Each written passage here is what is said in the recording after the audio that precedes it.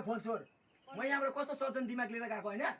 पर विष्णु दिदीलाई मैले फोन छोड्ला एक कालियालाई उता पठाने ओइ फाङबाले दाजुलाई उता पठा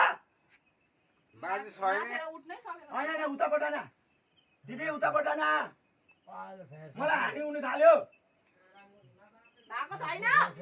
दिदी भएको छैन भनेको अन्त लो त्यसो भए उता माथि फर्केर बस्नु भन्दा उकालो फर्केर उकालो फर्केर बस्नु लु चप्पल खोज्दैछ घर जानुको लागि तै तापरि आज त्यसो भए दिदी हटाइदिन मातेर हिँड्नै सकेको छैन नि त कसरी हटाउनु गु भइरहेछ हिँड्नै सकेको छैन दिदी म यिनीहरूलाई हेर्दाखेरि नि मेरो ब्रेनै लटिन्छ हौ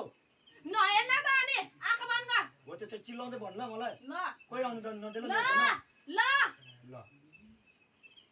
बाजेलाई यता आएर बस्नु भन्न खोइ बाजे पर गयो सुत्यो बाजे छोड्दै बोला न यता सुत्यो मैले बोलाउँदा आउँदै म सकेँ भनेपछि ए अब त सकेकै रहेछ बुझेँ मैले तैँले त्यसो भन्दा चाहिँ बुझेँ बुझेँ मैले के बुझिस् तैँले साला सबै त्यस्तो नगर ल दिदी मलाई बचाए ल शिवजी भन्छ शिवजी जय शम्भु शिवजी जय शम्भु शिवजी जय शम्भु शिवजी जय शम्भु शिवजी शिवजी शिवजी भन्दै जय शम्भु शिवजी शिवजी भन्दै यिनीहरूको आँखामा राम्रो हेरिबस्छ शिवजी शिवजी शिवजी शिवजी शिवजी खै त मलाई हेर्छ शिवजी शिवजी शिवजी शिवजी सबै बनाएर हेर्छ शिवजी शिवजी शिवजी शिवजी शिवजी शिवजी म बौलाको छुइनँ है